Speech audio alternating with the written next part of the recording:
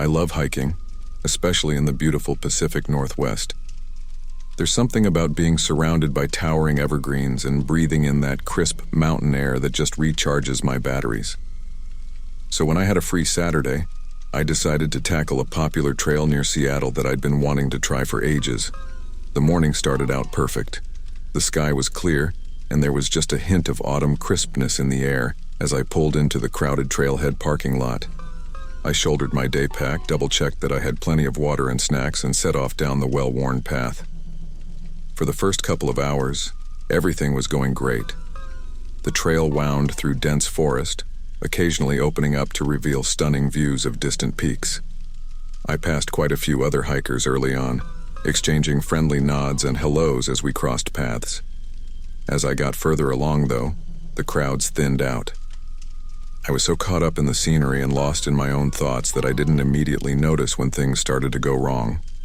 The trail had been getting progressively less defined, but I figured that was normal the further you got from the trailhead. It wasn't until I came to a fork that wasn't marked on my trail map that I realized I might have a problem. I stood there for a few minutes, trying to get my bearings. Both paths looked equally worn, and I couldn't remember any mention of a split in the trail descriptions I'd read online. I pulled out my phone, hoping to check my GPS location, but of course there was no signal this deep in the woods. After some debate, I chose the path that seemed to be heading in roughly the right direction and pressed on. But as I hiked, an uneasy feeling started to grow in the pit of my stomach. The forest seemed different somehow. Denser, darker, more primeval. The cheerful birdsong I'd been enjoying all morning had faded away, replaced by an eerie silence broken only by the crunch of my boots and my increasingly labored breathing. I tried to quash my rising panic, telling myself I just needed to backtrack to the last clear trail marker. But as I turned to retrace my steps, I realized with growing horror that I couldn't tell which direction I'd come from. The trees all looked the same, looming over me like silent sentinels. That's when I noticed how low the sun had gotten. In my confused wandering, I'd lost track of time. The forest was already dim beneath the thick canopy, but now long shadows were stretching across the ground. Night would be falling soon, and I was hopelessly lost.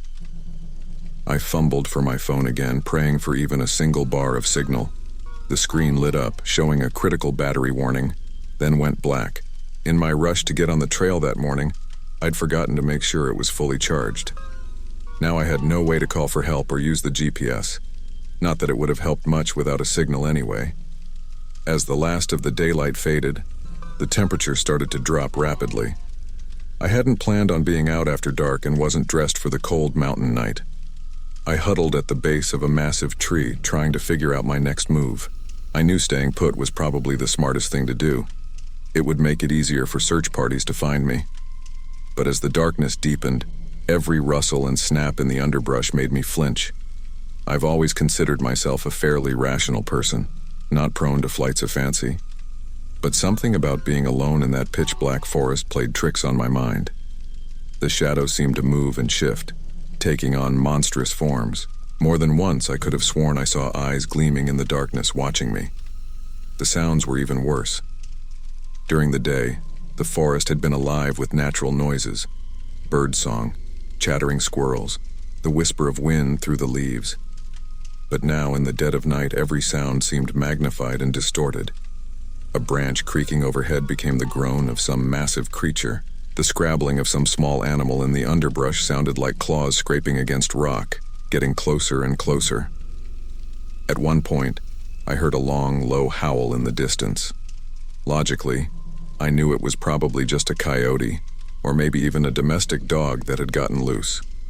But in that moment, alone in the dark, it sounded like something much larger and more menacing. As the night wore on, exhaustion started to set in. I was afraid to sleep, terrified of what might be lurking in the darkness. But eventually, my body couldn't fight it anymore. I drifted into a fitful doze, jerking awake at every sound. During one of these half-asleep moments, I opened my eyes to see a pair of glowing orbs staring at me from just a few feet away. I scrambled backwards, my heart pounding so hard I thought it might burst out of my chest. Whatever it was, probably just a raccoon or a possum, melted back into the shadows. but sleep was impossible after that. The cold was becoming a serious problem. I couldn't stop shivering and my fingers and toes had gone numb. I tried to remember what I knew about hypothermia, but my thoughts were becoming sluggish and disjointed. I huddled deeper into my inadequate jacket, trying to conserve what little body heat I had left. As the endless night finally began to fade into a gray dawn, a new sound cut through the forest. Voices. At first I thought I was hallucinating, but no, there it was again. Someone calling out in the distance. With the last of my strength I shouted back, my voice cracking and hoarse. The next few minutes were a blur. Suddenly there were people all around me, forest rangers and search and rescue volunteers. They wrapped me in emergency blankets, checked my vital signs, and started leading me back towards civilization. It wasn't until we reached the trailhead that I learned I'd wandered miles off the main path. If the search team hadn't found me when they did, in another day I might have... Well, I try not to think about that. They took me to the hospital to treat me for dehydration and the early stages of hypothermia. But even as the doctors were checking me over, all I could think about was those eyes in the darkness watching me. I know now it was probably just an animal, curious about the strange intruder in its forest home, but sometimes in the dark of night I still see those glowing orbs and I wonder, what if it had been something else? Hey there. Hope you're enjoying the video so far. If you do, please hit the like button and subscribe to the channel. It really helps the channel to grow and reach more people. And now.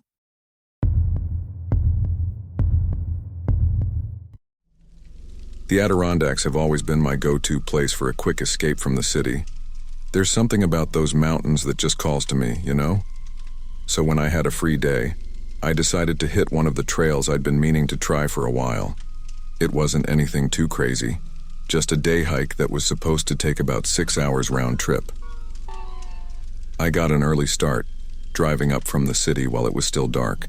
By the time I reached the trailhead, the sun was just starting to peek over the horizon.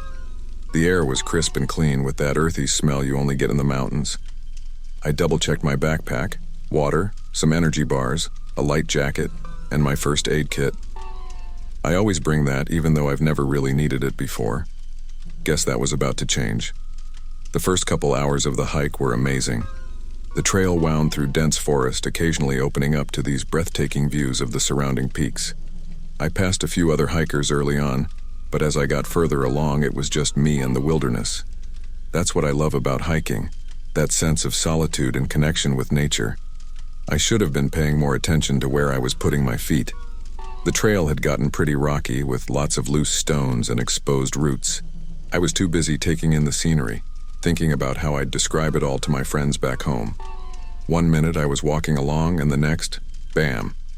My foot caught on something, twisted hard to the side, and I went down. At first, I thought it was just a stumble. I've tripped on trails before, no big deal. But when I tried to stand up, this sharp pain shot through my ankle. It was bad enough to make me gasp and sit right back down. I tried to rotate my foot and nope, that wasn't happening. The pain was intense, like someone was jabbing a hot poker into my joint. I sat there for a few minutes, hoping the pain would subside. Maybe I just needed to walk it off, right? But when I attempted to put weight on it again, I nearly blacked out. That's when the first hint of real fear started to creep in. I was miles from the trailhead, alone, and I couldn't walk. My first instinct was to call for help. I fumbled for my phone, hands shaking a bit as I pulled it out of my pocket. No signal. Of course. I'd known cell reception was spotty in the mountains, but I'd assumed I'd at least get enough bars for an emergency call. Nope. The screen just mockingly displayed, no service. I tried to stay calm and think logically. Okay, I couldn't walk and I couldn't call for help. What were my options? I could try to crawl or scoot my way back down the trail, but at the rate I'd be able to move, it would take days. I could try to fashion some sort of crutch or walking stick, but looking around, there weren't any fallen branches sturdy enough to support my weight. That left waiting for someone to come along and help. It wasn't the most popular trail, but surely someone else would be by eventually, right? I settled in to wait, trying to make myself as comfortable as possible on the rocky ground. I elevated my injured ankle on my backpack, wincing at every slight movement. As the hours ticked by, I became acutely aware of how the forest was changing around me. The friendly, sunlit woods of the morning were transforming into something more primeval and threatening. Shadows lengthened and deepened, and the cheerful birdsong of earlier was replaced by the occasional rustle or snap from the underbrush. The pain in my ankle had settled into a constant throbbing ache. I'd taken some ibuprofen from my first aid kit, but it barely took the edge off. Worse than the pain, though, was the growing realization that no one was coming. I'd been sitting there for hours, and I hadn't seen or heard another person. As the sun began to dip towards the horizon, real panic started to set in. I was going to have to spend the night out here, alone, injured. The temperature was already dropping rapidly. I could see my breath misting in the air. I had a light jacket, but it wasn't nearly enough for a night in the mountains. I tried to remember everything I'd ever learned about wilderness survival. Stay in one place so rescuers can find you. Okay. Check. Not like I had much choice there. Find or build shelter. I looked around desperately, but there wasn't much to work with. The best I could do was scoot myself over to a large boulder that offered a bit of protection from the wind. As darkness fell, the forest came alive with sounds. Every rustle and snap made me flinch. Was that just the wind in the trees, or was something moving out there? I knew there were bears in the Adirondacks, and coyotes. My imagination ran wild, conjuring up images of glowing eyes watching me from the darkness. The cold was becoming a serious problem. I couldn't stop shivering, and my fingers and toes had gone numb. I huddled into as tight a ball as I could, trying to conserve body heat, but the cold seemed to seep up from the very ground, chilling me to my core. Time seemed to stretch and distort. Had I been out here for hours? Days? The pain in my ankle had become a constant companion, flaring up whenever I shifted position. I was exhausted, but too afraid to sleep. What if something came upon me in the night? What if I developed hypothermia and never woke up? At some point in the endless night, I heard a sound that made my blood run cold. A low, rumbling growl not too far away. I held my breath, straining my ears. There it was again, closer this time. Something was out there, and it was big. I pressed myself back against the boulder, willing myself to become invisible. The next few minutes were the longest of my life.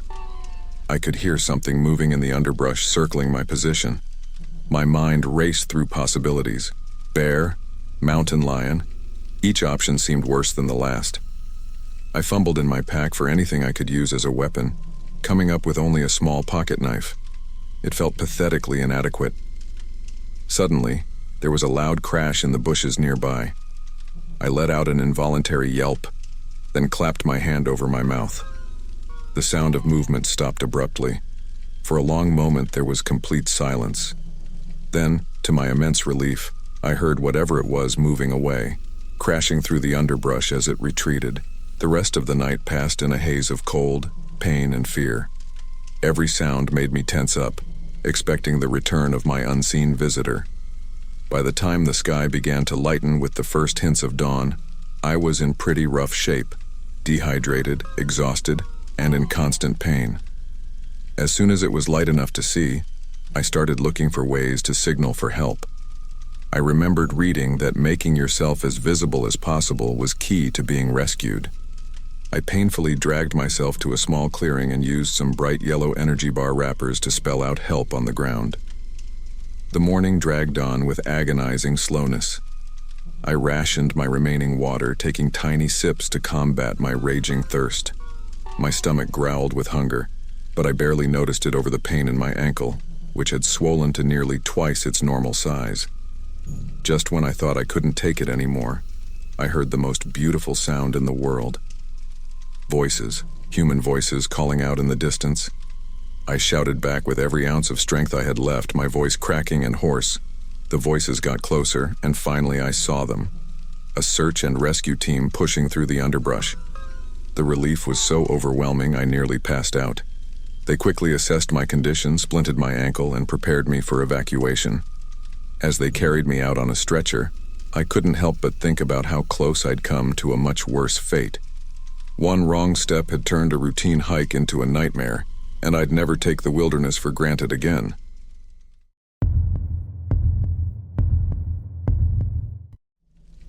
I've always loved hiking, especially in the fall when the leaves start changing colors. There's something about being out in nature that just recharges my batteries, you know? So when I had a free weekend, I decided to head out to Shenandoah National Park. I'd been there a few times before, but never on this particular trail. It was supposed to be a moderate hike, nothing too strenuous, just a nice day out in the woods. The morning started out perfect. The air was crisp and cool, with that earthy smell you only get in the forest. As I pulled into the parking lot, I could see the trees stretching out in every direction, their leaves a patchwork of reds, oranges, and yellows. I shouldered my backpack, double-checked that I had enough water and snacks, and set off down the trail. For the first hour or so, everything was going great. The trail wound through dense forest, occasionally opening up to reveal stunning views of the surrounding mountains. I passed a few other hikers early on, exchanging friendly nods as we crossed paths. As I got further along, though, the crowds thinned out. Soon, it was just me in the wilderness. I remember thinking how peaceful it all was. The only sounds were my boots crunching on the fallen leaves and the occasional bird call. I even spotted a deer at one point, grazing in a small clearing. It looked up as I approached, then bounded off into the undergrowth. I thought that would be the most exciting wildlife encounter of the day. Boy, was I wrong. As I continued along the trail, I started to notice little things that seemed off. At first, it was just small stuff. A branch snapped off at an odd angle, some leaves scattered in a way that didn't look quite natural. I didn't think much of it at the time. I mean, it's a forest, right? Stuff like that happens all the time. But then I realized the birds had stopped singing. It was like someone had flipped a switch and suddenly the forest was dead quiet. That's when I started to feel uneasy. You know that feeling when the hairs on the back of your neck stand up? Yeah, it was like that. I tried to shake it off, tell myself I was being silly, but I couldn't shake the feeling that something was watching me. I picked up my pace a bit, wanting to get to the next clearing where I'd planned to stop for lunch. That's when I saw it, fresh claw marks on a tree trunk, way higher than a person could reach. My mind immediately went to bears. I knew there were black bears in Shenandoah, but I'd never seen one before. I'd always thought it would be cool to spot one from a safe distance. Now though, with those claw marks right in front of me, it didn't seem cool at all. It seemed dangerous. I debated turning back, but I figured I was probably already halfway through the trail. Going forward seemed just as safe as backtracking. So I pressed on, but now I was hyper-aware of my surroundings. Every snapping twig made me jump. Every shadow seemed to move. The trail started to climb, getting steeper and rockier. I was breathing hard, partly from the exertion and partly from the growing sense of dread in the pit of my stomach. As I rounded a bend in the trail, I froze. There, not 20 feet in front of me, was a black bear. It was huge. I mean, I knew bears were big, but seeing one in person right there on the trail, it was massive. It was on all fours, its head lowered, snuffling at something on the ground. For a split second, I hoped it hadn't noticed me. Then its head snapped up and our eyes met. Time seemed to stand still. I couldn't move, couldn't breathe. All I could do was stare at this enormous animal, my mind blank except for one thought. This is really happening. The bear looked just as surprised to see me as I was to see it. For a moment, we just stood there, sizing each other up. Then, slowly, the bear rose up onto its hind legs. It towered over me, easily 7 or 8 feet tall. Its front paws, ending in wicked-looking claws, hung at its sides. I could see its chest expanding as it took in deep breaths. Then it let out this huffing sound, like a forceful exhale. The sound seemed to break the spell of stillness that had fallen over us. My brain finally kicked into gear and I remembered all the bear safety tips I'd read. Don't run. Make yourself look big. Back away slowly. Easier said than done when you're face to face with hundreds of pounds of wild animal. My legs felt like jelly, but I managed to slowly start backing up. I raised my arms above my head, trying to look as large as possible. My voice came out as a croak when I tried to speak, so I cleared my throat and tried again, forcing myself to sound calm and firm. "Hey, bear. I'm just passing through. No need to worry about me." The bear dropped back down to all fours, and for a moment I thought maybe it was going to leave. But then it took a step towards me and another. My heart was pounding so hard I could feel it in my throat. I kept backing up, trying to keep my movements slow and steady, even though every instinct was screaming at me to turn and run. I don't know how long we did this dance, me backing up, the bear following. It felt like hours, but it was probably only a few minutes. Every step, I was terrified I was going to trip over a root or a rock. I knew if I fell, it was all over. The bear would be on me in seconds. At one point, the bear stopped and stood up on its hind legs again. It was close enough now that I could see its nostrils flaring as it sniffed the air. I could see its eyes, dark and intelligent, fixed on me.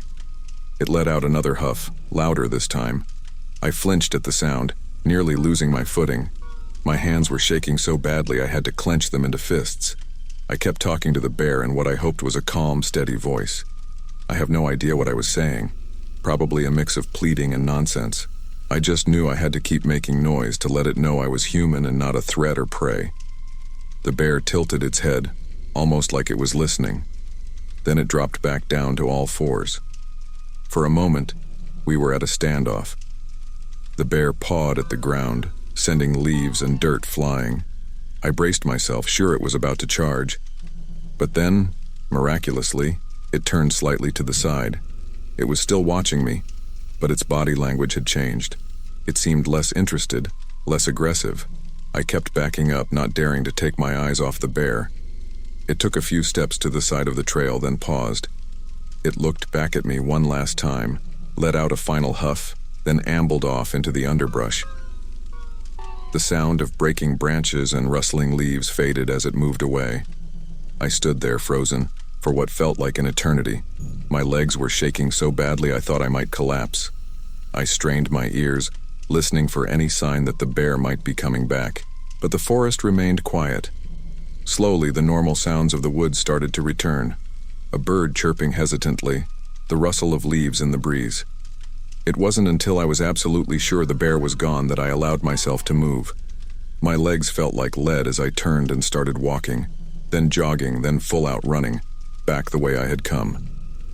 I didn't stop until I reached the parking lot, my lungs burning and sweat pouring down my face despite the cool air.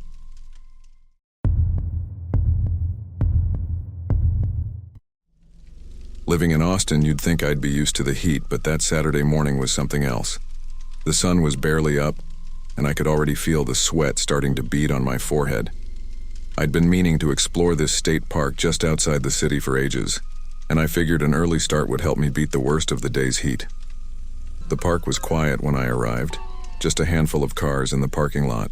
I double-checked my backpack, water, trail mix, first aid kit, the usual stuff. I'd done this hike before, but always with friends.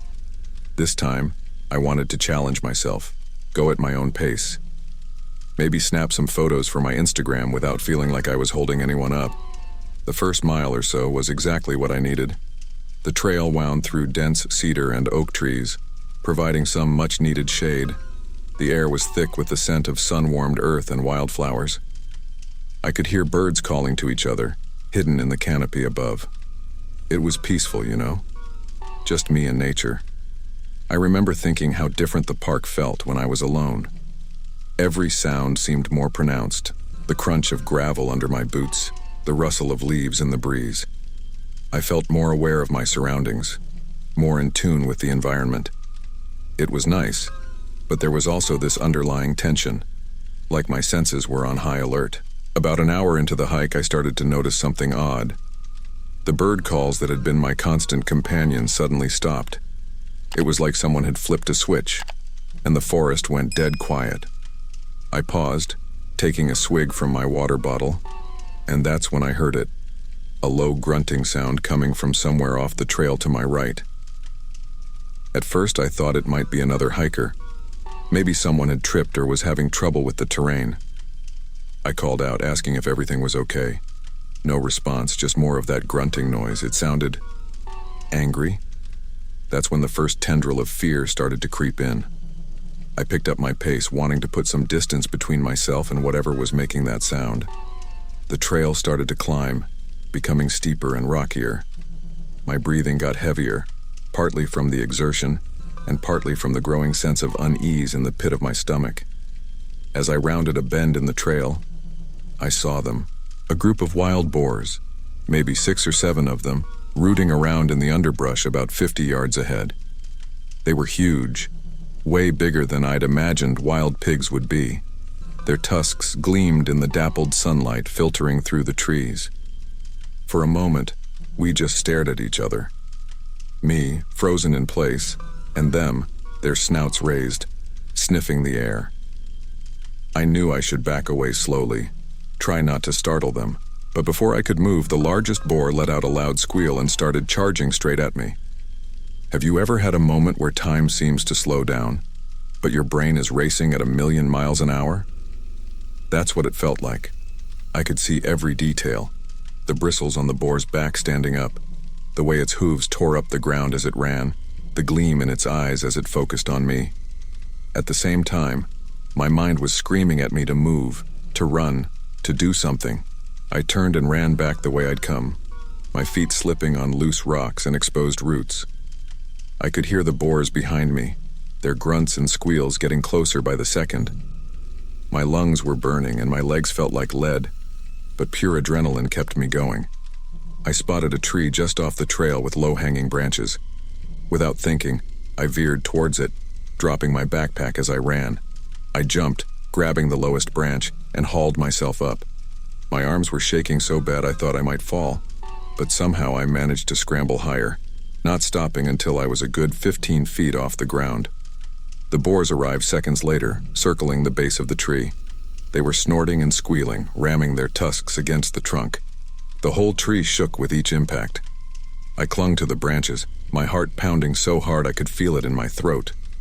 From my perch, I could see my backpack on the ground where I'd dropped it. One of the smaller boars was rooting through it, probably attracted by the smell of my trail mix.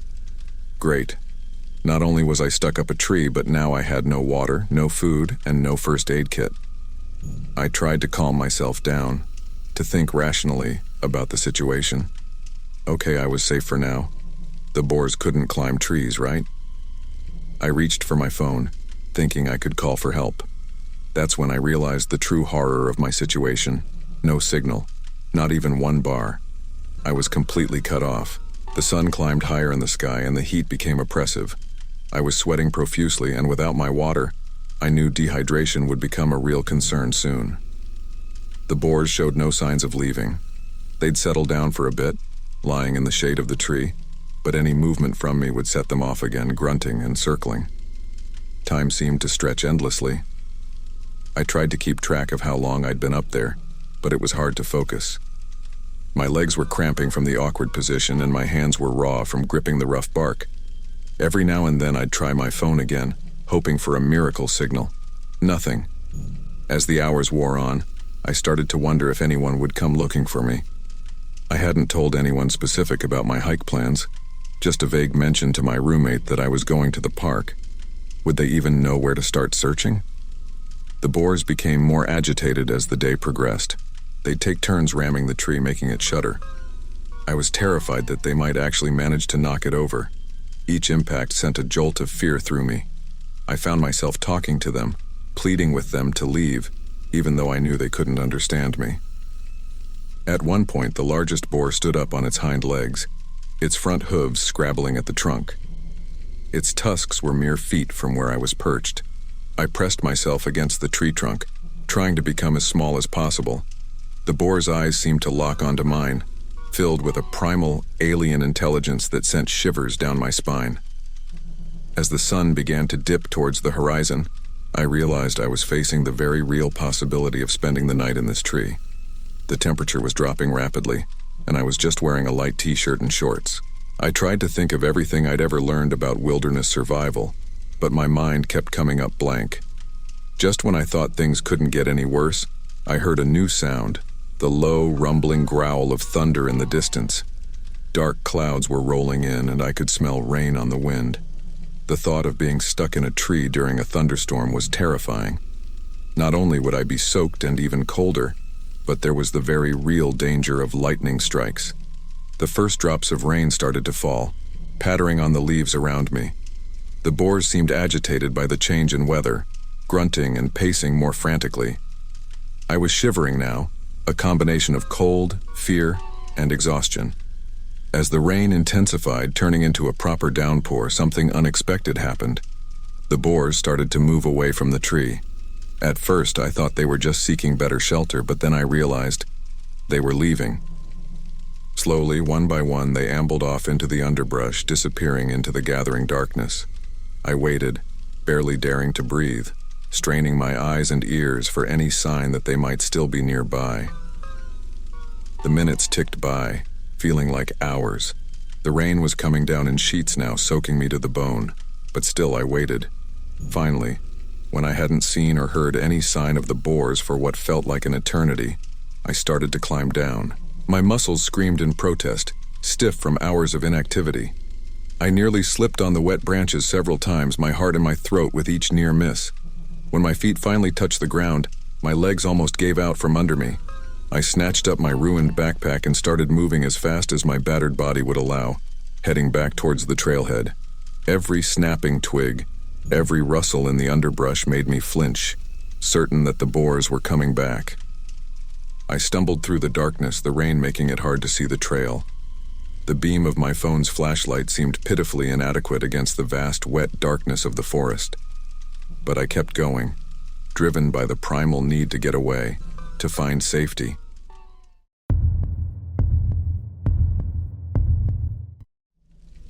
The Catskills had always been my go-to place for a quick escape from the city.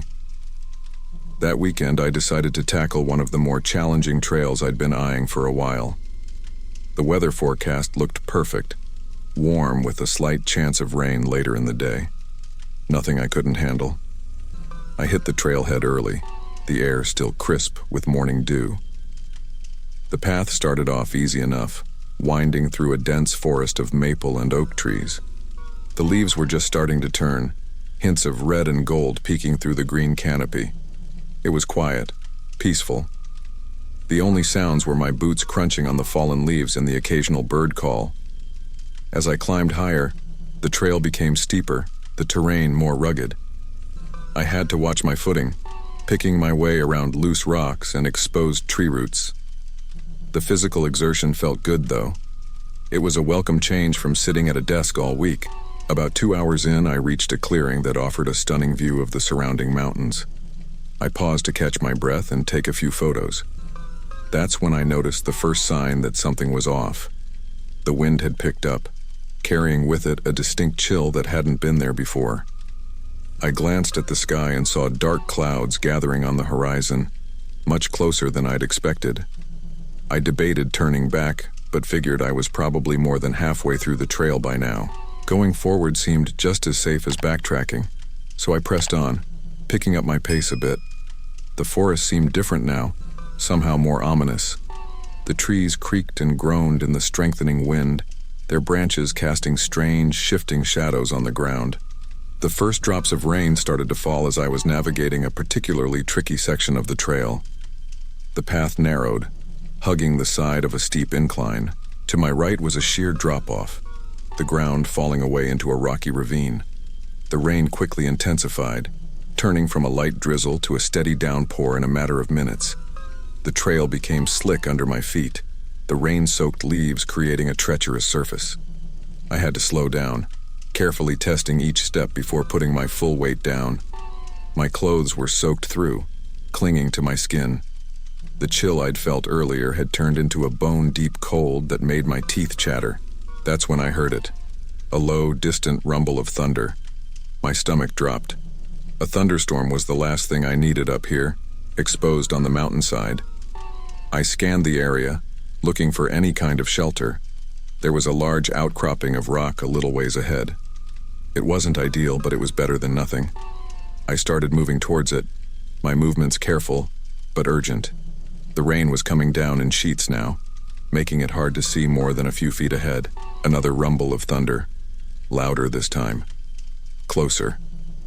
A flash of lightning illuminated the landscape for a split second, casting everything in stark, white light.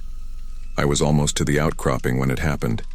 There was a blinding flash, so bright it left spots dancing in my vision. The boom of thunder came almost instantly, so loud it felt like a physical blow. I felt the hairs on my arms stand up, my skin tingling with static electricity. Then came a sound I'll never forget, a sharp crack like a giant whip being snapped. I looked up just in time to see a massive oak tree, not 20 feet from where I stood, explode. It was like it had been hit by an invisible sledgehammer. Chunks of wood and bark flew in all directions. The force of the blast knocked me off my feet. I fell hard, the breath driven from my lungs. My head struck something, a rock, a root, I don't know. For a moment, everything went dark and quiet. When I came to, the world seemed muffled, like I was underwater. My ears were ringing, drowning out the sound of the rain and thunder. I pushed myself up, my limbs shaky and uncooperative. The world tilted and spun around me. I could taste blood in my mouth, and there was a sharp pain in my left side every time I took a breath. Probably a bruised rib from the fall. Disoriented and half-deaf, I stumbled to my feet. The trail, which had been clear in my mind just moments ago, now seemed unfamiliar and confusing. Which way had I been going? Where was the trailhead? Panic started to set in as I realized how lost and vulnerable I was. Another flash of lightning, another deafening crack of thunder. I flinched, my whole body tensing up. Every instinct was screaming at me to run, to get off this exposed mountainside. But I knew that running blindly could be just as dangerous as staying put. I forced myself to take a deep breath, ignoring the stab of pain in my ribs. I decided to head downhill. Even if it wasn't the exact way I'd come, it should eventually lead me back to civilization. The going was slow and treacherous. The rain had turned the trail into a small stream, water rushing over my boots. Every few steps I'd slip, catching myself on trees or rocks to keep from falling. Time seemed to lose all meaning. I couldn't tell if I'd been walking for minutes or hours. The storm showed no signs of letting up. If anything, it seemed to be getting worse.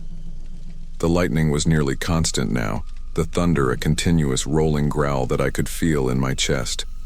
At one point, I came to a section of the trail that had been washed out by the rain. A small landslide had carried away part of the path, leaving a gap of about 6 feet. On one side was a sheer rock face, on the other, a drop into the mist-shrouded valley below. I knew I couldn't go back. I had to find a way across. I searched the area, my movements frantic. Finally, I spotted a fallen tree spanning the gap. It was slick with rain, and not particularly large, but it was my only option. I took a deep breath, trying to steady my nerves, and stepped out onto the log. Halfway across, a gust of wind hit me, nearly knocking me off balance. I dropped to my knees, hugging the log. My heart was pounding so hard I could feel it in my throat. I stayed there for what felt like an eternity, the rain pelting my back, too terrified to move forward or back. Another boom of thunder jolted me back into action. I couldn't stay here. Inch by inch, I crawled across the log, not daring to look down at the drop below.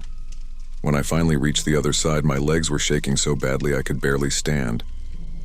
As I continued down the trail, I started to notice signs that I was getting closer to the trailhead. The path became wider, less overgrown. I passed a trail marker that I vaguely remembered from the start of my hike. A spark of hope ignited in my chest. That hope was quickly extinguished by another blindingly close lightning strike. This one hit a tree just ahead of me on the trail. I watched in horror as the tree, a massive old pine, began to topple. It fell across the path with a thunderous crash, sending up a spray of mud and broken branches. I stood there, frozen in shock. The fallen tree blocked the entire trail. There was no way around it. The sides of the path dropped off steeply on both sides.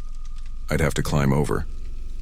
The trunk was huge, at least 4 feet in diameter, its surface slick with rain and stripped bark.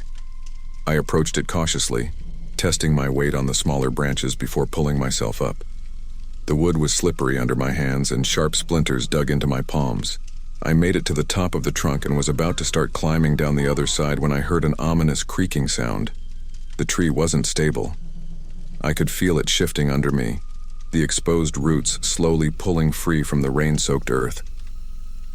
I had seconds to make a decision, try to scramble back the way I'd come, or make a leap for the other side of the trail. I jumped. For a heart-stopping moment, I was airborne, the churning mud of the trail rushing up to meet me. I hit the ground hard, rolling to absorb the impact. Pain shot through my already bruised ribs, and I felt something in my ankle twist. I lay there in the mud, the rain hammering down on me, every part of my body aching. But I was alive, and I was past the fallen tree. I forced myself to my feet, wincing at the pain in my ankle. It held my weight, barely. I couldn't afford to stop now. The last stretch of the trail was a blur of pain, fear, and exhaustion. Every flash of lightning made me flinch. Every rumble of thunder sent a jolt of panic through me. But I kept moving, driven by the desperate need to get off this mountain. Finally, mercifully, I saw it, the wooden sign marking the trailhead. Beyond it, the blurry outline of the parking lot. My car. Safety. I limped the last few yards, my body running on nothing but adrenaline and sheer will. As I reached the edge of the parking lot, my legs finally gave out. I collapsed onto the gravel, the rough stones digging into my knees and palms. The rain was still pouring down, but I barely noticed it. I was off the mountain. I had made it.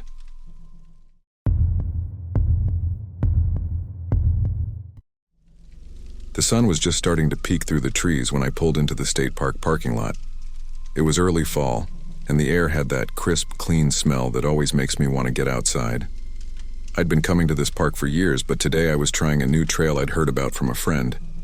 It was supposed to be a bit more challenging, winding through some of the less traveled parts of the park. I double-checked my backpack, water, trail mix, first aid kit, all the usual stuff. The parking lot was empty except for my car, which wasn't unusual for a weekday morning. I kinda liked it that way, having the trails to myself.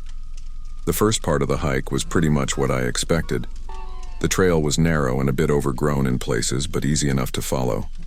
The forest was dense, tall pines and oaks creating a canopy overhead that filtered the sunlight into dappled patterns on the forest floor. It was quiet, peaceful, just the sound of my boots on the dirt and the occasional bird call. As I got deeper into the park, the trail started to get more challenging. There were more elevation changes, and in some places I had to scramble over rocks or fallen trees. It was a good workout, and I was enjoying the solitude and the chance to push myself a bit. About 2 hours into the hike, I noticed the trail was becoming less defined. It looked like it hadn't been maintained in a while. There were more fallen branches across the path, and in some places I had to really pay attention to make sure I was still on track. I thought about turning back, but I figured I was probably more than halfway through at this point. Might as well keep going. That's when I first noticed something odd. There was a smell in the air, faint but distinct. It wasn't a natural forest smell. It was sharper, almost metallic. I couldn't quite place it, but it made me uneasy. I slowed down, suddenly more aware of my surroundings. The trail curved around a large boulder, and as I came around the bend, I saw it. Off to the side of the trail, maybe 50 yards away, was what looked like a makeshift camp. At first I thought maybe it was just some other hikers who had decided to go off trail and set up camp, but something about it didn't look right. I hesitated, not sure if I should check it out or just keep moving. Curiosity got the better of me, and I decided to take a closer look. As I approached, I could see that the camp was a mess. There was a small tent, but it was half collapsed. Around it were scattered supplies, a cooler tipped on its side, some camping gear strewn about. That's when I saw it. Hanging from a low branch of a nearby tree was a jacket. It was dark in color, and at first I didn't realize what I was seeing. But as I got closer, my stomach dropped. The jacket was covered in dark stains, blood, a lot of it. I froze, suddenly very aware of how quiet the forest had become. No bird calls, no rustling in the underbrush, just an eerie, heavy silence. My mind was racing, trying to make sense of what I was seeing. This wasn't just some messy campsite. This was something much worse. I knew I needed to get out of there, to get back to my car and call for help. But before I could move, I heard something that made my blood run cold. Voices. Male voices coming from somewhere down the trail. They were still far off, but they were definitely heading this way. In that moment, pure instinct took over. I looked around frantically for a place to hide. There was a dense thicket of bushes not far from where I was standing. Without thinking, I dove into them, trying to make as little noise as possible. I crouched there, barely breathing, as the voices got closer. Through the leaves, I could see two men enter the clearing. They were both big guys dressed in outdoor gear that was dirty and stained. One of them was carrying a shovel over his shoulder. They walked into the camp, and I could hear snippets of their conversation. They were talking about needing to clean up and get rid of the evidence. One of them mentioned a ravine not far from here that would be a good place to dump it. I felt sick. These men were talking about disposing of a body, like they were discussing taking out the trash. I wanted to run, to scream, to do something. But I knew that if they found me, I'd probably end up just like whoever's blood was on that jacket. So I stayed there, crouched in those bushes, barely daring to breathe. The branches were digging into my skin, and my legs were starting to cramp from holding the position for so long. But I didn't dare move. The men started to clean up the camp, stuffing things into bags and taking down the tent. Every now and then, they'd say something that made my skin crawl. They talked about making sure they didn't leave any traces behind, about how they needed to be more careful next time. At one point, one of the men walked right past my hiding spot. He was so close I could have reached out and touched him. I could see the mud on his boots, smell the cigarette smoke on his clothes. I held my breath, sure that at any moment he would look down and see me. But he didn't. He walked past, and I let out the breath I'd been holding as quietly as I could. My heart was pounding so hard I was sure they must be able to hear it. The cleanup seemed to take forever. The sun had moved across the sky, and I realized I'd been hiding there for at least an hour, maybe more. My whole body ached from staying so still for so long, and I was starting to worry about how I was going to get out of this situation. Finally, the men seemed to be finishing up. They had packed everything into large duffel bags and were doing one last sweep of the area. I heard one of them say they needed to take care of the rest and then get out of here. They picked up their bags and the shovel and started heading down a different trail than the one I'd come in on. I waited, barely moving, until I couldn't hear their voices anymore. Even then, I stayed put for what felt like another eternity, terrified they might come back. When I finally convinced myself it was safe to move, my body protested. My muscles were stiff and sore, and I had to bite my lip to keep from making noise as I slowly extracted myself from the bushes. I stood there for a moment, looking at the now empty clearing. There was no sign of the bloody jacket or any of the mess that had been there before. If I hadn't seen it with my own eyes, I might have thought I'd imagined the whole thing. But I knew what I'd seen. And I knew I needed to get out of there fast. I didn't know if the men would come back or if there were others. All I knew was that I wasn't safe here. I started moving back the way I'd come, trying to be as quiet as possible, while also moving as quickly as I could. Every snapping twig, every rustle of leaves made me jump. I kept looking over my shoulder, sure that at any moment I'd see one of those men coming after me. The hike back seemed to take forever. The trail that had been challenging but enjoyable on the way in now felt like an obstacle course designed specifically to slow me down. I stumbled over roots, slipped on loose rocks, and at one point nearly fell when a rotted log I stepped on gave way beneath my foot. But I kept going. The fear of what would happen if those men found me was a constant presence, pushing me forward even when my body wanted to give up. I didn't stop to rest, didn't pause to drink water or check my map. I just kept moving, driven by the need to get back to my car, back to safety. As I got closer to the trailhead, I started to hear normal forest sounds again, birds calling, small animals rustling in the underbrush. It was such a stark contrast to the eerie silence around that camp that it almost felt surreal. When I finally broke through the tree line and saw the parking lot, I nearly cried with relief. My car was still the only one there, looking exactly as I'd left it. I fumbled with my keys, my hands shaking so badly I could barely get the door unlocked. Once inside, I locked the doors and just sat there for a moment, trying to process everything that had happened. The realization of how close I'd come to being discovered of what might have happened if those men had found me hit me all at once. I started the car and pulled out of the parking lot, my tires kicking up gravel as I accelerated maybe a bit too fast. As I drove away from the park, I kept checking my rearview mirror, half expecting to see a truck full of angry men following me. But there was nothing. Just the empty road stretching out behind me, leading back to a part of the forest I knew I'd never visit again.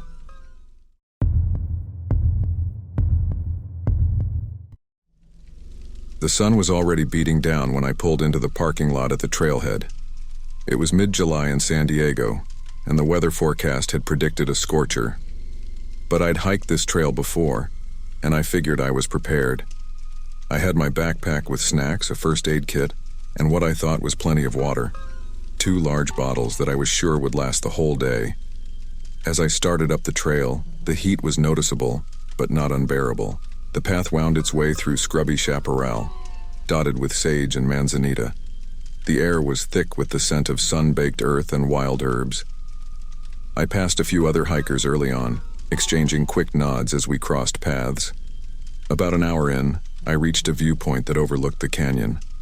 The vista was breathtaking, but I could feel the sun's intensity increasing. I took a long drink from one of my water bottles, noticing with some concern that it was already half empty. I told myself I'd just have to ration it a bit more carefully. As I continued on, the trail became steeper and more challenging. The heat seemed to radiate from every surface, the rocks, the dirt, even the sparse vegetation.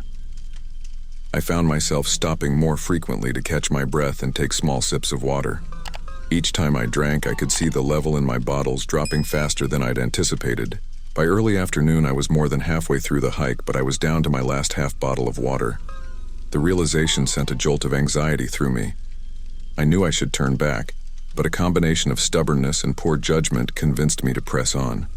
I told myself I could make it to the end of the trail, where there was supposed to be a water source. As the hours wore on, my situation deteriorated rapidly.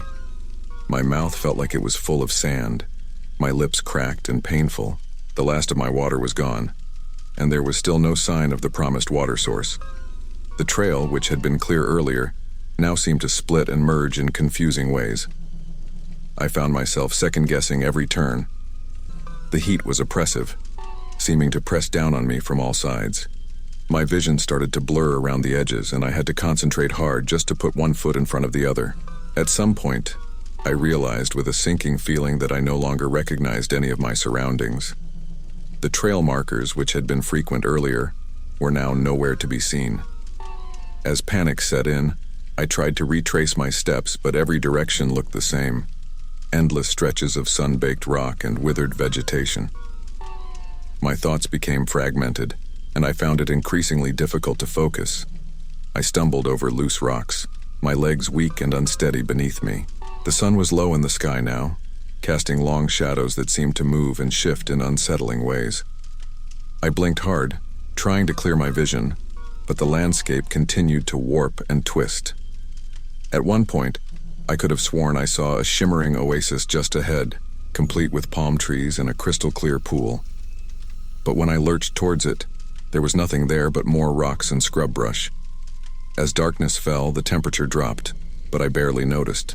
My skin felt hot and tight, and no amount of rest seemed to ease the pounding in my head. I was dimly aware that I should try to find shelter, to conserve what little energy I had left, but I couldn't seem to stop moving. Some part of my mind insisted that if I just kept going, I'd find my way back to the trail. The night was a blur of disjointed images and sensations. The stars overhead seemed to dance and swirl, forming patterns that made no sense.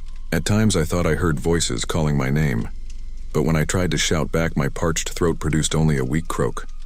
I have vague memories of stumbling through the dark, my hands and knees scraped raw from falling. At one point I became convinced that the rocks around me were alive, whispering secrets just beyond my understanding. I remember talking to them, pleading with them to show me the way back.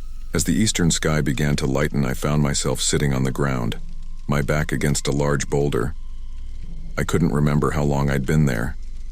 My thoughts were a jumble of disjointed fragments, memories of home, snatches of songs, faces of people I knew. I was so tired, so incredibly tired. I closed my eyes, just for a moment, I told myself. When I opened them again, the sun was up, and there were voices, real voices this time. I tried to call out, but no sound came. I could see figures moving nearby, but they seemed hazy and indistinct, like mirages shimmering in the heat. One of the figures turned in my direction, and suddenly there was a flurry of activity. I felt hands on my shoulders, heard urgent voices speaking words I couldn't quite understand. Someone pressed something cool and wet to my lips. Water, I realized dimly. As I took a small sip, the world around me began to come into sharper focus. I could see now that I was surrounded by a group of hikers, their faces etched with concern. One of them was speaking into a cell phone, while another was checking my pulse. The last thing I remember clearly is being lifted onto some kind of stretcher. As they began to carry me down the trail, I caught a glimpse of the rising sun, painting the sky in brilliant shades of orange and pink. Then, mercifully, everything faded to black.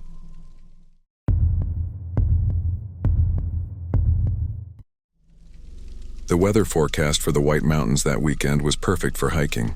Clear skies, mild temperatures, and a gentle breeze. I'd been planning this solo trip for weeks, eager to tackle one of the more challenging trails and enjoy the fall foliage. I packed my backpack with all the essentials: extra layers, food, water, a first aid kit, and a map. I even threw in a lightweight emergency blanket just in case. I hit the trailhead early in the morning. The air was crisp and clean, filled with the scent of pine and damp earth. The trail started off easy enough, winding through dense forest. Sunlight filtered through the canopy, creating dappled patterns on the forest floor. I felt great, energized by the fresh air and the anticipation of the day ahead. As I climbed higher, the trees thinned out, and I got my first real views of the surrounding mountains. The autumn colors were stunning, reds, oranges, and golds painting the landscape. I stopped to take a few photos, marveling at the beauty around me. It was around midday when I first noticed the change. A cool wind picked up, rustling the leaves and sending a shiver down my spine. I glanced up at the sky and saw dark clouds rolling in from the west. They seemed to be moving fast, much faster than I'd expected. I pulled out my phone to check the weather app, but there was no signal. I picked up my pace, hoping to reach the summit and start my descent before the weather turned. But with each passing minute, the wind grew stronger and the temperature dropped. The once vibrant fall colors now looked muted and ominous under the darkening sky. The first snowflakes caught me by surprise. They were small and light, dancing in the wind. At first, I wasn't too concerned. A little snow wasn't uncommon in the mountains, even in early fall. But within minutes, those delicate flakes turned into a heavy, swirling curtain of white. The snow came down so fast and thick that I could barely see the trail in front of me. The wind howled, driving the icy particles into my face and eyes. I pulled up my hood and tried to shield my face with my arm, but it did little good. The trail markers, which had been easy to spot earlier, were now completely obscured. I tried to stay calm and think logically. I knew I needed to find shelter, but in the whiteout conditions, everything looked the same. The familiar landscape had transformed into an alien world of swirling white. I stumbled forward, my feet catching on hidden roots and rocks. As the day wore on, the reality of my situation began to sink in.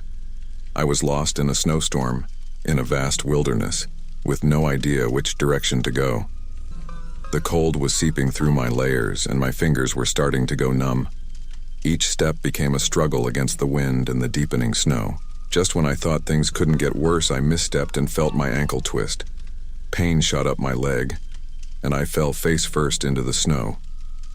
For a moment, I just lay there, the cold seeping into my clothes, a sense of despair washing over me. But the sting of the icy snow against my cheek jolted me back to reality.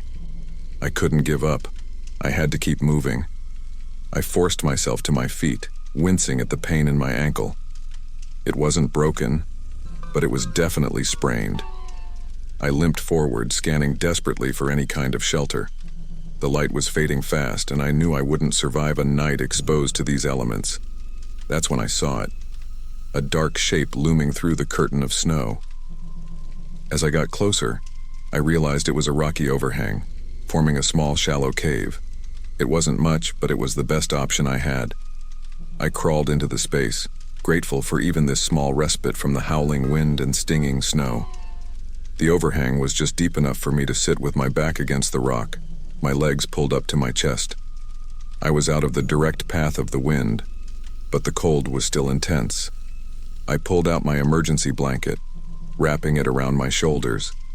Its thin material crinkled loudly, the sound almost lost in the roar of the wind. I knew it wasn't much, but it was better than nothing. I also ate some of my trail mix and took small sips of water, knowing I needed to keep my energy up. As night fell, the temperature plummeted even further. The storm showed no signs of letting up. In the darkness, the world seemed to shrink to just this small space.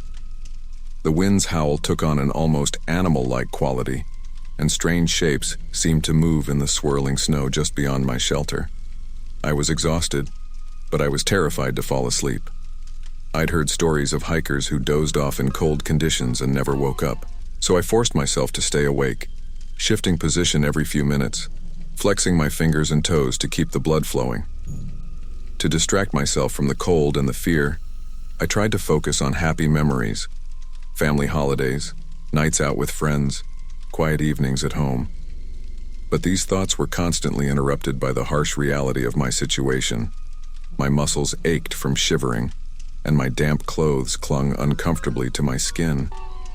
As the night wore on, I found myself drifting in and out of a sort of half-sleep. In these moments, the line between reality and imagination blurred. I thought I heard voices calling my name, saw figures moving in the storm. But when I called out, my voice was lost in the wind, and the figures dissolved into swirling snow. The hours crawled by with agonizing slowness. I lost all sense of time, my world narrowing to the rhythm of my own ragged breathing and the endless howl of the wind. My thoughts became fragmented and confused. At times I wasn't sure if I was awake or dreaming. Just when I thought I couldn't take it anymore, I noticed a change. The wind's howl had lessened slightly, and the quality of the darkness seemed different. I blinked, trying to clear my vision, and realized that I could make out the shape of my hand in front of my face. As I watched, the world slowly began to take shape around me. The swirling snow thinned, revealing the stark shapes of snow-covered rocks and trees. The sky lightened from black to a deep bruised purple, then to a pale, watery gray. With the growing light came a surge of hope. I had made it through the night. The storm was passing. I was cold, exhausted, and still lost. But I was alive. As I watched the first rays of sunlight break through the clouds, painting the snow-covered landscape in shades of pink and gold, I knew that somehow I was going to be okay.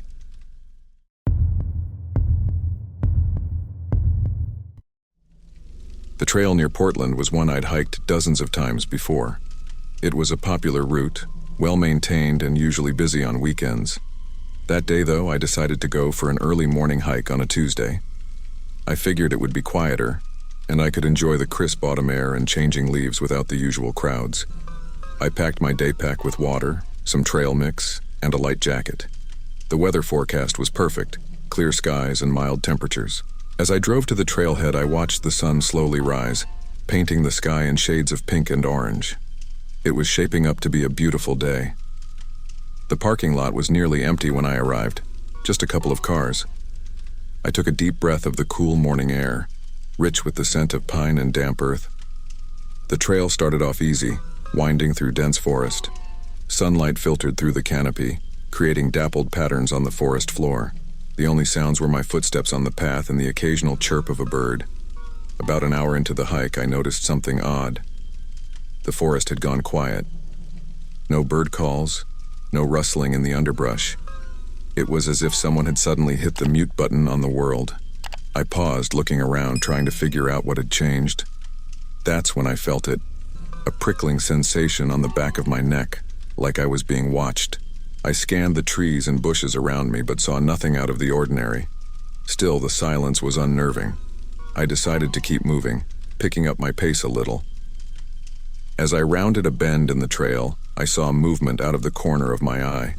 I turned my head slowly, and that's when I saw it. A mountain lion was crouched on a rocky outcrop about 50 feet away. Its tawny coat blended perfectly with the surrounding rocks, and if it hadn't moved, I might never have noticed it. But now that I'd seen it, I couldn't look away. The cat was massive, much larger than I'd imagined. Its muscles rippled under its fur as it slowly stood up. For a moment, we just stared at each other. Its eyes were a piercing yellow-green, and they were fixed on me with an intensity that made my skin crawl. I'd always thought of mountain lions as beautiful creatures, but in that moment, all I could see was a predator, and I was its prey. My mind raced through everything I'd ever heard about mountain lion encounters. Don't run. Make yourself look big. Make noise. But in that moment, with those eyes locked on me, I couldn't move. I couldn't speak. I could barely breathe. The mountain lion took a step forward, and that broke my paralysis. I slowly began to back away, never breaking eye contact with the cat. My legs felt like jelly, and I was sure I was going to trip over a root or a rock at any second. But somehow I managed to keep moving backwards, one small step at a time. As I retreated, the mountain lion began to move too. It descended from its perch with fluid grace, each movement deliberate and controlled. It was clear that this was no chance encounter. The cat was stalking me, and it was in no hurry. It knew it had all the time in the world. I tried to make myself look bigger by holding my arms out to the sides. My voice came out as a hoarse whisper at first, but I managed to shout, "Hey, get out of here!" The sound echoed through the silent forest, but the mountain lion didn't even flinch. It just kept coming, matching my pace step for step. Time seemed to stretch and warp. I had no idea how long we'd been moving like this. It could have been minutes or hours. My calves burned from walking backwards uphill, and sweat trickled down my back despite the cool air. I was hyper-aware of every sound, every movement. The crunch of leaves under my feet seemed deafening. The rustle of the mountain lion's fur as it moved was like sandpaper on my nerves. I tried to keep track of where I was on the trail, hoping to come across other hikers or reach an area where I could get cell phone reception. But I didn't dare take my eyes off the cat, even for a second. It was closer now, maybe 30 feet away, close enough that I could see the individual whiskers on its face, the way its ears twitched at every sound. My mind kept jumping to worst-case scenarios. What if I tripped? What if the cat decided to pounce? I had nothing to defend myself with. No spray, no weapon. Just my wits and whatever I could grab from the forest floor if it came to that. At one point I stumbled slightly on a protruding root. It was just a small misstep, but the mountain lion immediately tensed, its muscles coiling as if ready to spring. I froze, my heart pounding so hard I was sure the cat could hear it. For several agonizing seconds, we were locked in a terrifying standoff. Then, slowly, I resumed my backwards walk, and the cat relaxed, if you could call it that, back into its stalking posture. As we continued this nerve-wracking dance, I became aware of changes in our surroundings. The forest was thinning out, and I could see patches of sky through the canopy. We were nearing the edge of the wooded area. I felt a glimmer of hope. Maybe in a more open area, the cat would be less likely to attack. But as the trees thinned, a new fear gripped me. In the open, I'd have nowhere to hide, nowhere to climb if the mountain lion decided to charge. Each step took me further from the relative safety of the forest, but I had no choice but to keep going.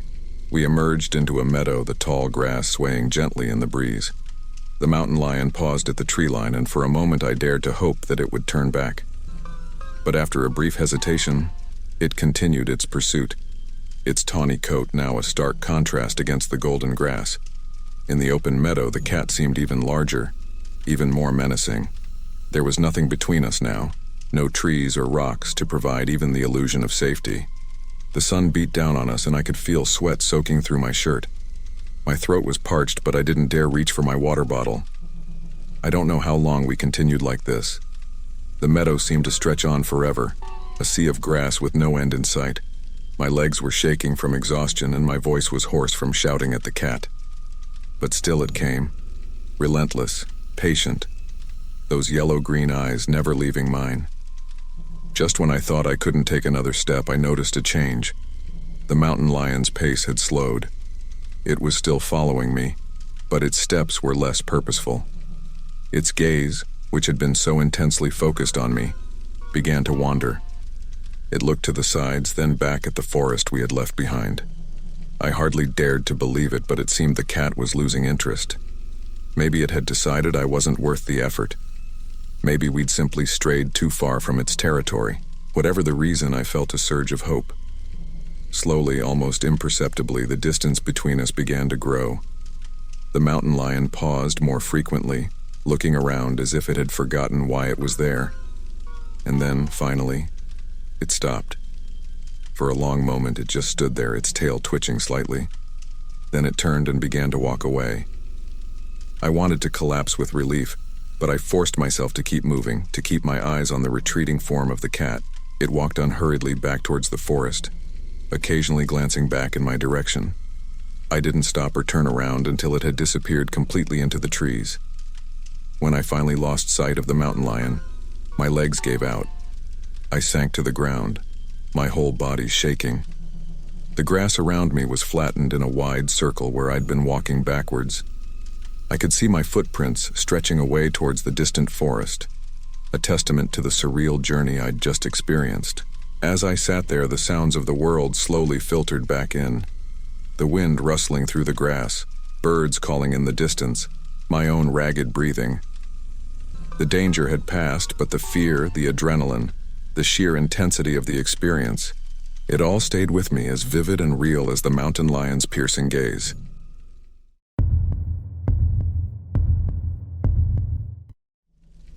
The Blue Ridge Mountains had always been a favorite hiking spot of mine. I'd gone there countless times before, enjoying the crisp mountain air and the stunning views. This particular day in late summer seemed perfect for a hike. Clear skies, mild temperature, and a gentle breeze rustling through the trees.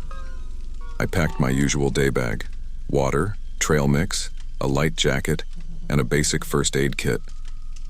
The drive to the trailhead was peaceful, with the rising sun casting a golden glow over the landscape. As I pulled into the parking area, I noticed only a few other cars.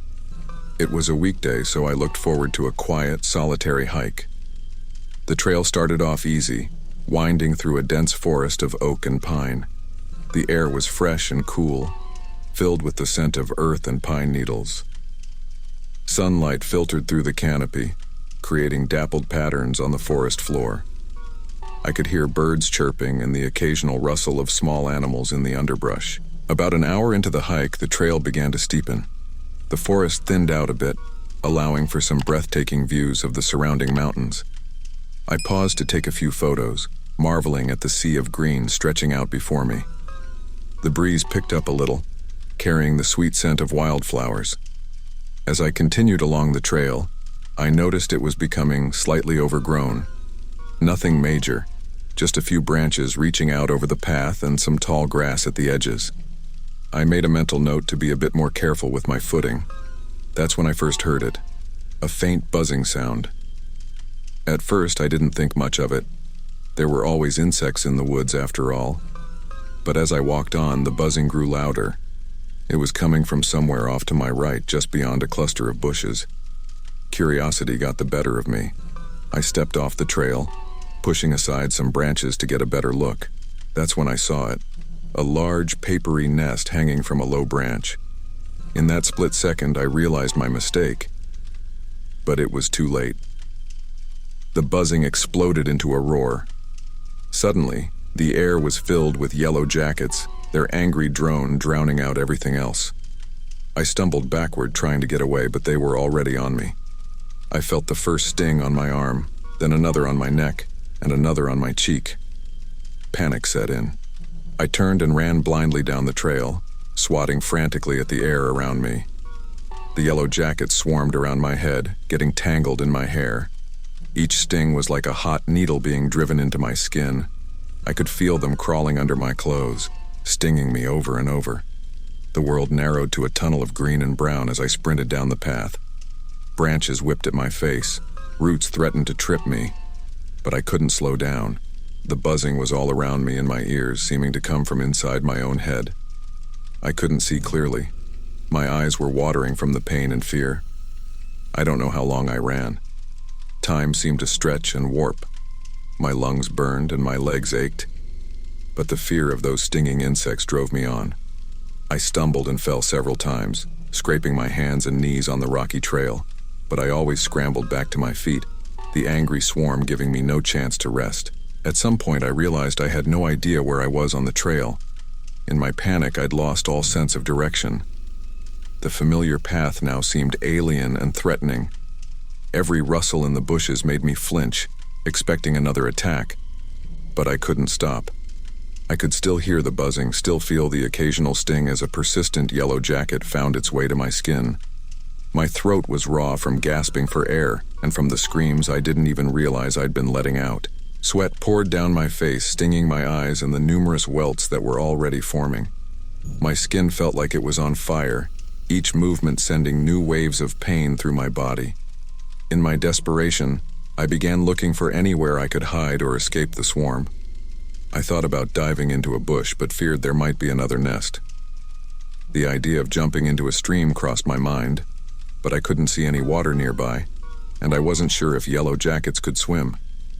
Just when I thought I couldn't run any further, the trail took a sharp turn and opened up into a small clearing.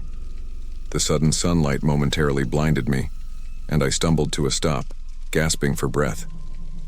That's when I realized the buzzing had faded. I spun around, arms raised defensively, but there were only a few stragglers left. As I watched, they seemed to lose interest and fly away. For a moment, I just stood there, not quite believing it was over. My whole body throbbed with pain. I could feel my face and hands swelling, and when I looked down at my arms, they were covered in angry red welts. Some still had stingers sticking out of them. I wanted to collapse right there in the clearing, but a primal fear kept me moving. What if there were more yellow jackets nearby? What if they came back? So I staggered on, my pace much slower now, but still driven by the need to put as much distance as possible between me and that nightmare swarm. As the adrenaline began to wear off, the full extent of what had happened started to sink in. My clothes were torn from my frantic run through the forest. Leaves and twigs were tangled in my hair. I could taste blood in my mouth. I must have bitten my lip or tongue during the attack. Every step was agony. It felt like my whole body was pulsing, swelling. Breathing was becoming more difficult, and I realized with a new wave of fear that my throat was starting to close up. I'd never been allergic to bee stings before, but I'd never been stung this many times either. I tried to take stock of my situation. I was lost, injured, and potentially having an allergic reaction. My backpack was gone. I must have dropped it during the initial attack or my panicked flight. With it went my water, my phone, and my first aid kit. I had no way to call for help and no idea how far I was from the trailhead or any other hikers. The forest that had seemed so peaceful and welcoming just hours ago now felt oppressive and dangerous. Every sound made me jump. The pain from the stings was relentless, a burning, itching sensation that seemed to be spreading through my entire body. I could feel my heartbeat pounding in my ears much faster than it should be even after my long run. I tried to focus on finding my way back to the main trail, but it was becoming harder to think clearly. My vision was blurry. Whether from tears or swelling, I couldn't tell. The trees seemed to sway and shift around me, and more than once I found myself veering off in a random direction before correcting my course. Time became meaningless. I couldn't tell if I'd been walking for minutes or hours. The sun had moved in the sky, but I couldn't make sense of its position. Was it getting later? Earlier? My thoughts were becoming as jumbled as the forest around me. Just as I was starting to think I might not make it out of these woods, I heard something that made me freeze in my tracks. Voices, distant, but unmistakably human. For a moment, I was afraid to believe it, worried that my mind was playing tricks on me. But then I heard it again, clearer this time. With a surge of desperate energy, I moved towards the sound. As I got closer, I could make out words, though I couldn't understand what they were saying. It didn't matter. All that mattered was that there were people nearby, people who could help. I tried to call out, but my voice was barely more than a croak. My throat had swollen so much that speaking was almost impossible. Still, I pressed on, pushing through the underbrush, ignoring the pain as branches scraped against my already battered skin. Finally, I broke through a line of trees and found myself back on a wide, well-maintained trail. A small group of hikers stood a short distance away, staring at me in shock. I must have been a terrifying sight. Swollen, bloody, covered in dirt and leaves. As the hikers rushed towards me, the last of my strength gave out. My legs buckled and I sank to the ground. The world started to go dark around the edges. The last thing I remember is someone kneeling beside me, asking what happened, their voice sounding far away and distorted. Then everything faded to black.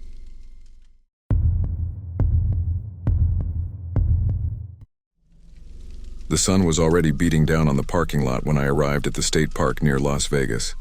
It was early summer, and the desert heat was starting to ramp up. I'd been meaning to explore this park for a while, and with a day off work, it seemed like the perfect opportunity.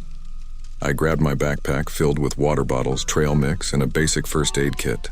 The trail map at the entrance showed a few different routes, and I opted for a moderate one that promised some great views of the surrounding landscape.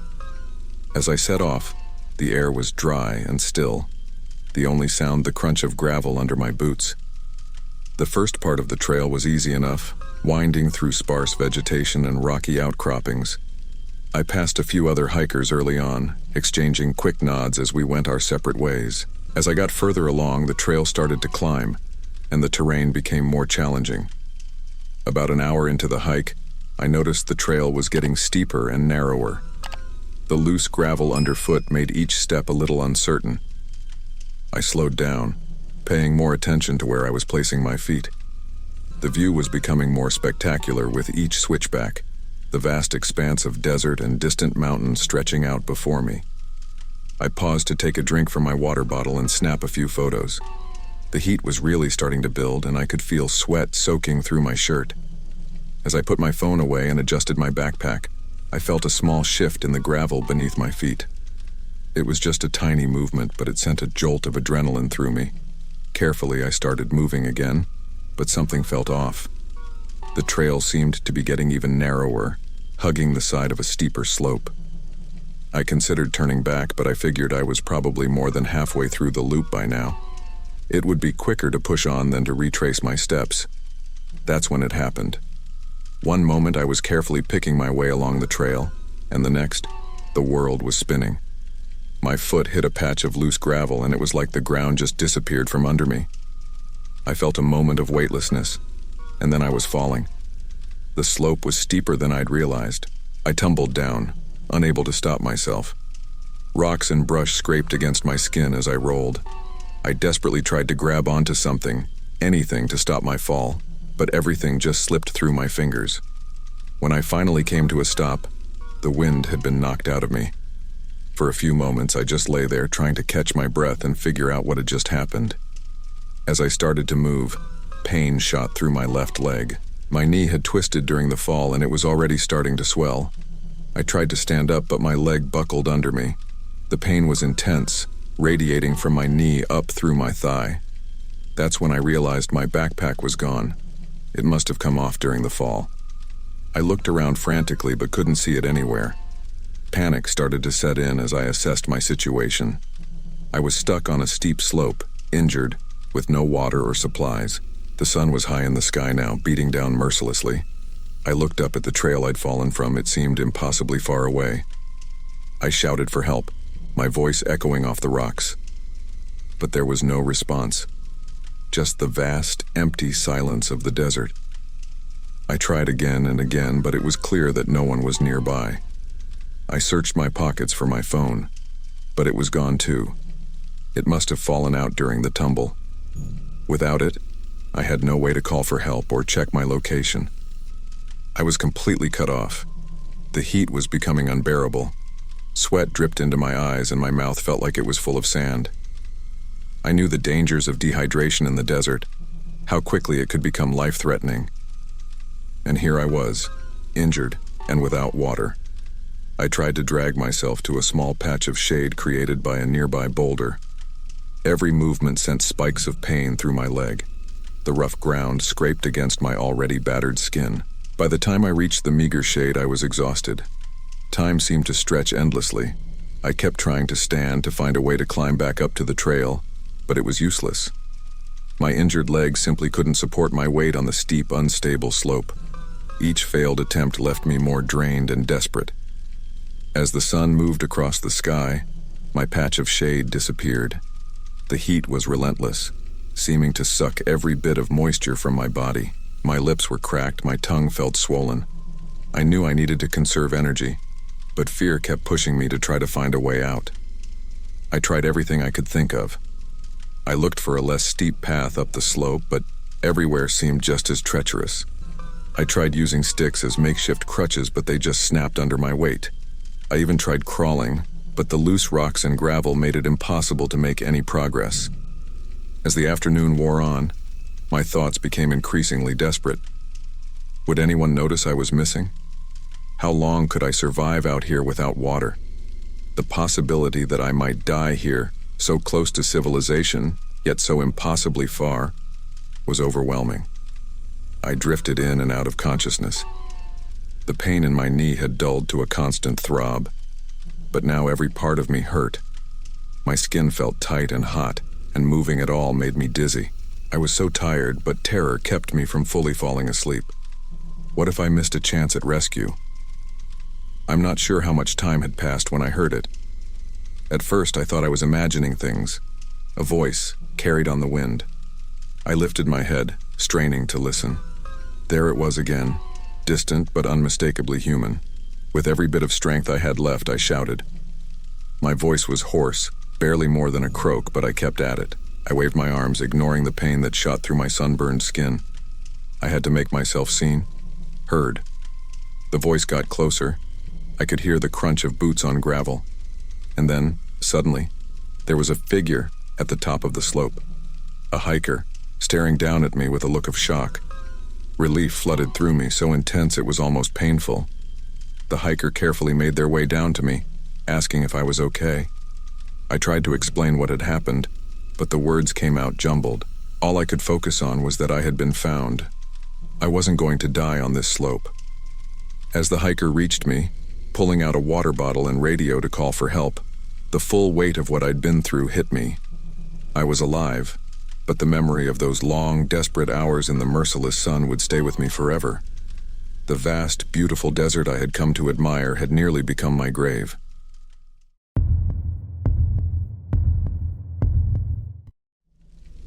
The Finger Lakes region had always been a favorite spot of mine for hiking and exploring. I'd been to most of the popular trails, so when a friend mentioned a lesser-known path near one of the smaller lakes, I was intrigued. It was supposed to be a bit more challenging, winding through denser forest and less maintained terrain. Perfect for a solo adventure on my day off. I packed my usual day bag, water, trail mix, a small first aid kit, and my camera. The drive to the trailhead was peaceful, winding through the rolling hills and past vineyards. When I arrived, the small parking area was empty. It was midweek, and this trail wasn't on most tourists' radars. The trail started off innocuously enough.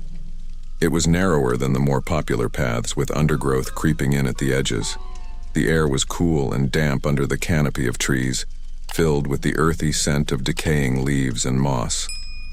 Birds chirped overhead, and occasionally I'd hear the rustle of small animals in the underbrush. As I ventured deeper into the forest, the trail became less defined. I had to pay closer attention to the sporadic trail markers to ensure I was still on the right path. The terrain grew more challenging, with exposed roots and moss-covered rocks that required careful footing.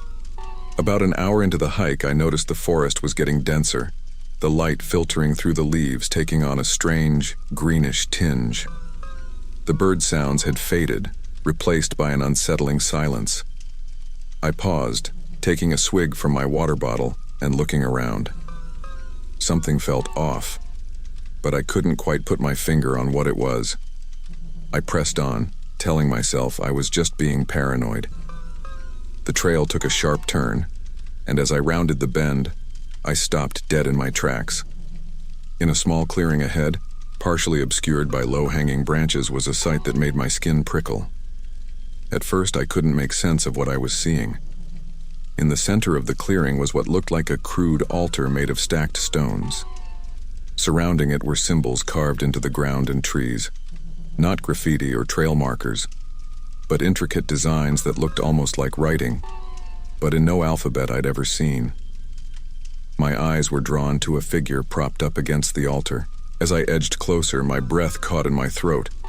It was an effigy about the size of a person, made of what looked like branches and cloth. Half of it was blackened and charred, as if it had been set on fire and then extinguished. I stood there, frozen, trying to process what I was seeing. Was this some kind of art installation? A movie set? But deep down, I knew it wasn't. There was something too raw, too real about the scene before me. The air felt thick and heavy, pressing down on me. I pulled out my camera with shaking hands, thinking I should document this.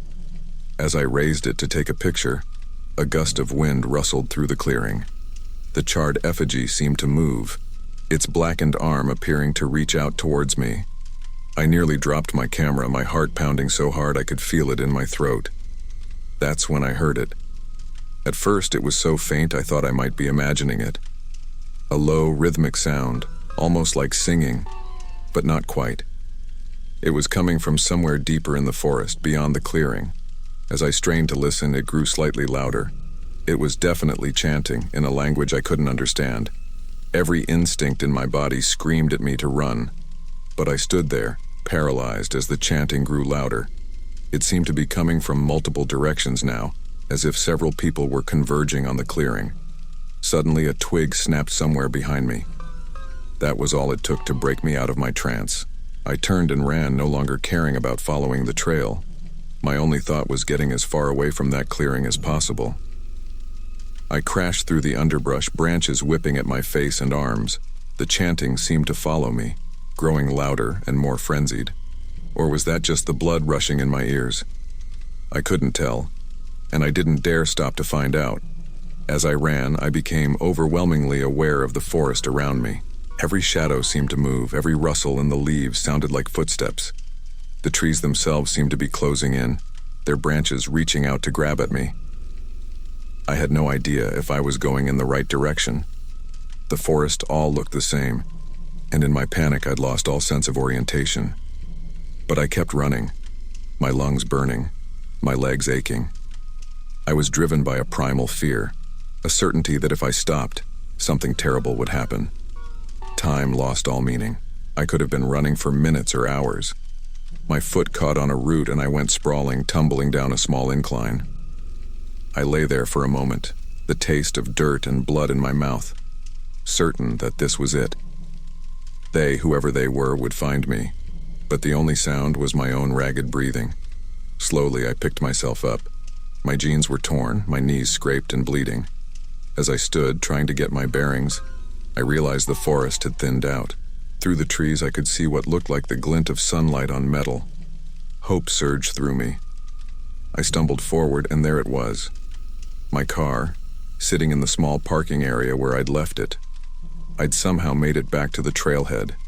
I practically fell against my car, fumbling with my keys. As I finally got the door open and tumbled inside, I caught a glimpse of movement at the edge of the forest. A figure, partially obscured by the trees, watching me. But before I could get a clear look, it was gone. I started the car with shaking hands, not even bothering to put on my seatbelt before I peeled out of the parking lot. As I drove away, my rearview mirror showed only empty road behind me. But I couldn't shake the feeling that I was still being watched, that whatever I'd stumbled upon in those woods wasn't done with me yet.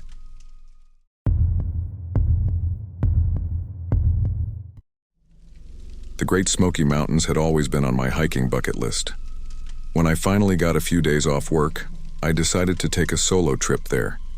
I'd done plenty of day hikes before, so I felt pretty confident about tackling one of the moderate trails in the park. I arrived at the trailhead early in the morning. The air was crisp and clean, filled with the scent of pine and damp earth. I double-checked my backpack: water, trail mix, first aid kit, map, and compass. Everything seemed in order. The trail started off easy enough, winding through dense forest with occasional breaks that offered stunning views of the misty mountains. As I hiked, I noticed wisps of fog starting to form between the trees. It wasn't unusual for the Smokies.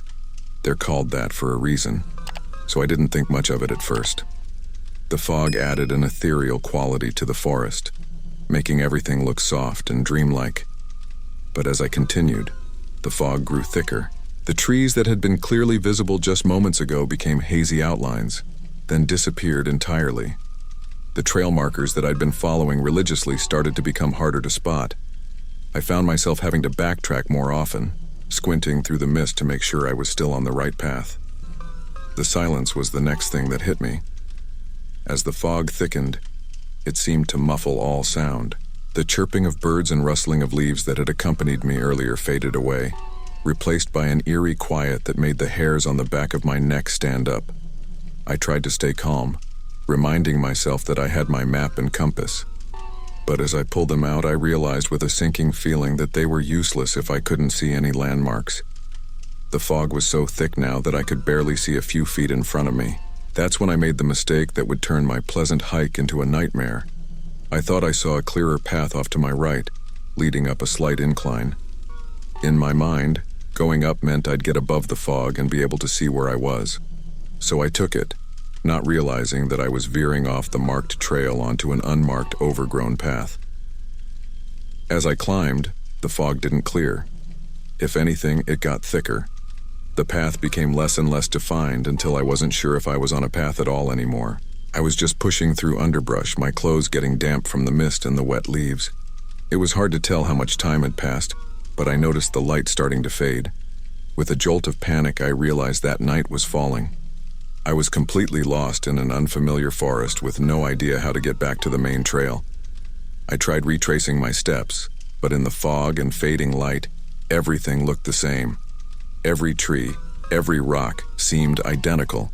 I started moving faster, my breath coming in short gasps as I fought against the rising tide of panic. As darkness fell, the forest transformed. The friendly, picturesque woods of the daytime became a sinister, alien landscape. Shadows seemed to move at the edge of my vision. Every snapping twig or rustle in the underbrush made me jump. I knew I needed to find shelter for the night. Stumbling through the dark forest was only going to get me more lost, or worse, injured. I found a small clearing with a large overhanging rock that offered some protection. Using what little I remembered from wilderness survival shows, I gathered some leaves and pine needles to create a makeshift bed. The night was the longest of my life. Every sound in the darkness became amplified in my mind. A distant howl. Was it a wolf? The crack of a branch? A bear approaching? My imagination ran wild, conjuring up every forest-dwelling predator I'd ever heard of. I tried to stay awake, afraid of what might happen if I fell asleep. But exhaustion eventually won out, and I drifted into a fitful sleep, filled with nightmares of being chased through an endless misty forest. I woke with a start to a sound nearby. In the pre-dawn gloom, I could barely make out a large, dark shape moving through the trees. My heart pounded so hard I was sure it would burst out of my chest. I held my breath, trying to make myself as small and quiet as possible. The shape moved away, and I released a shaky breath. Whether it was really a bear or just my fear-addled mind playing tricks on me, I'll never know. As the sky began to lighten, the fog started to lift. The forest that had seemed so menacing in the dark slowly transformed back into a less threatening version of itself. But I was far from relieved. I was still lost, with no idea which direction would lead me back to civilization. I started walking, trying to find any sign of a trail. My muscles ached from the cold night spent on the hard ground, and my stomach growled with hunger. The granola bars I'd packed seemed like a distant memory. Every sound made me flinch. A bird taking flight, a squirrel scampering up a tree. They all sent jolts of adrenaline through my system. I was jumpy, exhausted, and increasingly desperate. After what felt like hours of aimless wandering, I heard a sound that made me freeze in my tracks. It was faint, but unmistakable. Running water. I remembered from my map that there was a creek that ran parallel to the main trail. With renewed energy, I moved towards the sound. As I got closer, the sound of water grew louder. Finally, I pushed through some bushes and saw it, a small clear stream cutting through the forest floor. I almost cried with relief. Following this creek downstream had to lead me back to more traveled areas of the park. I started making my way along the creek bank, my eyes constantly scanning for any sign of a trail. The going was tough. Slippery rocks, dense undergrowth, and fallen trees made progress slow. But I pushed on, driven by the hope that each bend in the creek might reveal a trail or a park ranger. As the sun climbed higher, the last of the fog burned away. The forest came alive with bird songs and the chattering of small animals. In any other circumstance, it would have been beautiful, but all I could think about was finding my way back. Just when I thought I couldn't go on any further, I saw something that made my heart leap. A flash of color through the trees that didn't belong. As I got closer, I realized it was a trail marker. I had finally found my way back to a marked trail. The relief I felt in that moment was indescribable. I was still lost, still alone in the wilderness, but now I had a lifeline. This trail would lead me back to safety, back to civilization. As I started following the trail markers, my mind was reeling from the ordeal of the past 24 hours. The beauty of the Smoky Mountains had turned into a nightmare, and I knew it would be a long time before I looked at a forest the same way again. Hey there again. Hope you enjoyed the video. Remember to hit the like button and to subscribe to the channel. This will really help the channel to grow and you can be notified of the new videos. And I have something more for you. I chose another video for you to watch. Just click the card here to go to the video. Hope you like it. See you there.